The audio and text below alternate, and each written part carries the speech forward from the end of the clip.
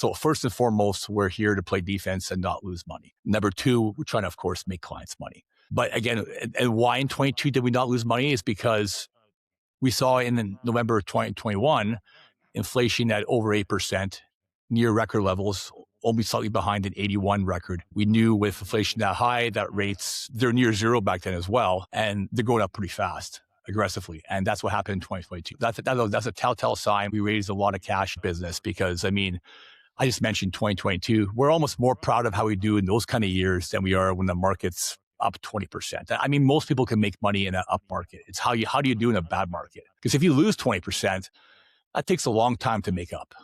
Hey, everybody. Welcome to the Investment Playbook by Pejovic Bighill Private Wealth. I'm Adam Bighill, and I'm joined by Milos Pejovic. Today, we will be discussing what is a portfolio manager. So essentially, who is your head coach? And while we know the value of having a portfolio manager in your team, the watcher, listener today, we want you to learn how a portfolio manager may be able to improve your outcomes. So Milos, maybe to start it off, what is a portfolio manager? Thanks, Adam. I appreciate that intro. A portfolio manager is a discretionary money manager who has the discretion through an investment policy statement to manage money. And that is something that only 1% or so of investment advisors or financial advisors have as a license. So it automatically puts us in a distinction apart from others. And as a PM, you would have the highest fiduciary standard in the business to manage money for clients, right? When you have discretion. That's right. We actually sign off, myself, my brother, Petr Pejovic, we sign off on all investment policy statements, which is why we sign is we're accepting fiduciary responsibility to uphold the principles that we agree on with a client as far as risk parameters are concerned and how to manage your money. That's right. So in comparison to an IA or financial advisor, what does that look like for the way they would manage money for a client? So a successful advisor probably has 300 or 400 households or so, maybe more. They would agree to a certain asset mix, like we do, balanced growth or conservative, whatnot. But the difference being that they would have a portfolio, often mutual funds, or other managed products that would have layers of fees and actually have another portfolio manager or managers out of Toronto, New York, or elsewhere actually managing money, and they would have a set fee that the investment advisor would take. And of course, there'd be another fee that the portfolio manager would take as well. Furthermore, they might have some equities, stocks, or bonds in the portfolio. But what will happen over time is clients will have differences in their portfolio depending on when that advisor talked to them, because they have to have their approval to do a buy or sell recommendation. Yeah, so I think that's maybe one of the biggest differences, right? If you're an investment advisor, you need to call your client before you recommend and take action on buying or selling any security in that account. So therefore, it could take weeks, maybe months before you could call every client in your household list and actually implement a change across your book of business that might be timely and may need to happen on behalf of your client's best interests. But we know feasibly that it's hard to do, right, Milos? Yes. Well, and I know that from experience. My first 8 years in the business, I was an investment advisor. From around 2000 to 2008, February 2008, actually got my portfolio manager's license. So been 18 years now, almost to the date. But the first 7, 8 years, it was tough. You have to actually, call up all your clients anytime, even if you first saw a market correction coming or just a need to say, sell one bank stock, buy another bank stock. Simple as that. But you have to actually get a hold of everybody. They call you back. Some say, well, maybe not right now, maybe later. Some say, sure, go ahead. Maybe for a while, you have a similar experience, but after time goes by, you have clients that actually have different positions in their portfolio, which is not good. Yeah, so kind of the point, right? It could take a long time to work through your client list, be able to implement change, especially if there needs to be immediate action in the accounts. That's an important distinction, such as when you are a portfolio manager and you're managing money discretionally for your clients, you're able to make changes effective immediately. How quick are you making changes when corrective action needs to be made? So yeah, we have a bulk trading software. The computer will actually tally the amount of trades within 30 seconds. We would then execute the trade, as opposed to calling clients up, again, as you said, indicated, it could take weeks or months even to actually get through trades. And there are times we've all seen it when volatility happens, it happens very quickly and we have to act quickly at times. Right. So as a portfolio manager, you can act quickly in a fashion maybe a typical investment advisor cannot. That's right, correct. And there's many examples. I mean, in my career, obviously 08, 09 was a very hard time. 2018, the fall, the market fell 20% pretty quickly as well. Obviously, COVID, March 2020, the market fell about 35% in 2 weeks, which is a record decline as far as speed is concerned. Yeah, there's again many times where if we want to say de-risk the account, say bring down the level of equities by 10 or 20% if we had to, we've done this quickly and efficiently for all clients, exact same time, exact same price. And that, I guess what's different too is there's absolutely no favoritism. Every client, doesn't matter how much money they have, they gets the same treatment as far as this, execution of trades at the same time, same price. And in fact, investment advisors out there, they often would call probably their top 10 clients first. They'll get filled at certain prices. Others would not. So that's also, again, a major distinction that we have. So I guess it would make sense as an investment advisor, most advisors would be then relying on third party money managers, right? Going out, finding a portfolio manager, allocating a certain amount of money to a certain kind of strategy and letting them run the fund because they have the ability to run the money as opposed to them. But, that still doesn't quite fix the problem of being able to make corrections quickly. Right? That's right. Yeah. Because with those managed products, it could take still a number of days to actually get those trades all in facilitated. So again, that still takes time, and you're also adding fees for the other manager as well. So for our clients, you and Peter are the portfolio managers, manage your own fund, and clients all have the same exact experience. Everyone has their own individual IPS, investment policy statement. Every client knows you. The client knows the portfolio manager. They can call you or Peter at any point in time and get exactly what's going on in the portfolio. That's right. And that's actually a major distinction as well. I'm glad you brought that up, Adam, is the clients know that we're actually running the money. They can talk to us anytime they want as far as any questions they might have. And we can explain what changes we're making to the portfolio. When you're talking to an investment advisor, they're more of a rep. Again, they don't necessarily know what trades the portfolio managers are doing. And so for them to explain the rationale behind the trading, pretty difficult to do so. But with us, again, we could always explain why we're either raising cash or while we're adding equities at times, adding precious metals like gold and silver. And that's something that we can talk one-on-one with the client. And I think it's a bit unique with the portfolio manager role in our case. Yeah, no, I think it's well said. Fully customizable to every client. Every client knows what they're doing. You guys are the ones managing it. Very easy, accessible, creates a lot of value and a lot of peace of mind that, the strategy that a client wants to execute is being directly handled by you. That's right. Yeah. Yeah. Yeah. No, it makes a ton of sense. And, many people obviously therefore may not know they are in layered fee products or maybe wonder why maybe their portfolios are not changing that much over time with their investment advisor. And, we kind of went through a lot of these reasons is that are you, within the top 10 client list where you're going to get more calls and more recommendations for actions? Or are you client number 250 where it might be months before they come to you? And, we've seen multiple examples of this at times where, recently a client we onboarded was left in cash for a year Yeah, I remember that that never, situation. never got reinvested, which was sitting in cash. And his Yeah, investment advisor forgot to call him. that's a good example. They actually have to, again, have a process to remember to do that and follow up. Even if they're doing a great job, they have to be very diligent on that task to make sure they do that. Again, with ourselves, the moment we get a new account, it's programmed to our models that we have for clients based on their risk tolerance. We execute the trades on the model. And whenever we're doing any rebalancing or any moves that we feel we need to make in the portfolio, it's attached to everybody in the model. So it's foolproof and everybody will, that would not happen with us in that situation. Right, right. And so for example, I'm an investment advisor. I'm probably a month away from getting my associate portfolio manager's license. One more Yes. test to take for me. So I'm on my way. And like you said, you have to be very diligent. You have to be on top of it because that example we just went through, you miss out on 15% returns in a year That's right. because you're in cash. I mean, nobody's going to be happy about that. It was an up market as well. That's right. That's a situation you definitely don't want to have. No, we're very diligent on how we manage money. We take it very seriously. You're a great asset to our team as well, Adam.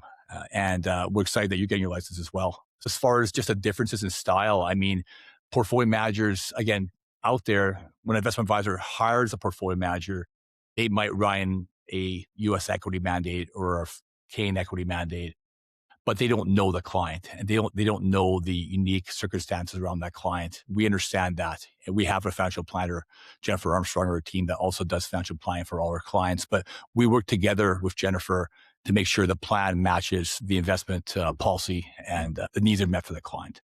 And Milos, yeah, that really brings up a really great point that you were mentioning around a manager having a U.S. equity mandate or a Canadian mandate, international mandate, bond mandate. All of those fund managers are trying to do the very best that they can in their space, right? In the US space, a Canadian space. They may lose money, they may make money, but they're going to do their very best to do what the market is going to provide them. But none of them are really going to go much to cash, right? They're going to be pretty well fully invested in their model, trying to fulfill their role as a manager. So you really need that overlay manager to be the one looking at who's divvying up all the assets. You got to have someone with other controls, right? And so the value of having a portfolio manager such yourself, I'll let you just jump right in. Yeah. Yeah, no, exactly. It's a great point. I mean, their mandate is be fully invested or pretty close to be fully invested at all times. They may have 5% up to cash they can go to, which is not enough. If the market's falling 35% or more, going to 5% cash is not that much. It won't be that significant. You need somebody like ourselves to overlay the whole portfolio to raise sometimes 20, 25% cash or more if needed. Again, we don't do this usually, but there's been times like in 2022, for example, there's times that we had to do this. So you need somebody to actually do that kind of overlay to make a difference to save clients money. And that's the reason why actually in 2022, we didn't lose money despite the market losing 20% on the stock market and the bond market losing around 12 to 15% with rising interest rates. So that was actually only the third time in 100 years that both the stock market and the bond market fell double digits in the same year. But we still managed to post not high, but still a positive rate of return, which is great in that kind of environment. Just a quick question then, Milos, as a portfolio manager, give me your thoughts. What are you trying to achieve in general for clients? I mean, you kind of alluded to it, but Well, back to your sports analogy, number one's playing defense. And there I you think go. I think defense wins championships in football. It also does in our business because I mean, I just mentioned 2022. We're almost more proud of how we do in those kind of years than we are when the market's up 20%. I mean, most people can make money in an up market. It's how do you do in a bad market? Because if you lose 20%, that takes a long time to make up. So first and foremost, we're here to play defense and not lose money. Number two, we're trying to, of course, make clients money. But again, and why in 22 did we not lose money is because we saw in November of 2021, inflation at over 8%, near record levels, only slightly behind an 81 record. We knew with inflation that high, that rates, they're near zero back then as well. They're going up and they're going up pretty fast, aggressively. And that's what happened in 2022. And when rates go up like that, the market typically goes down. So that's a telltale sign. We raised a lot of cash in late 2021.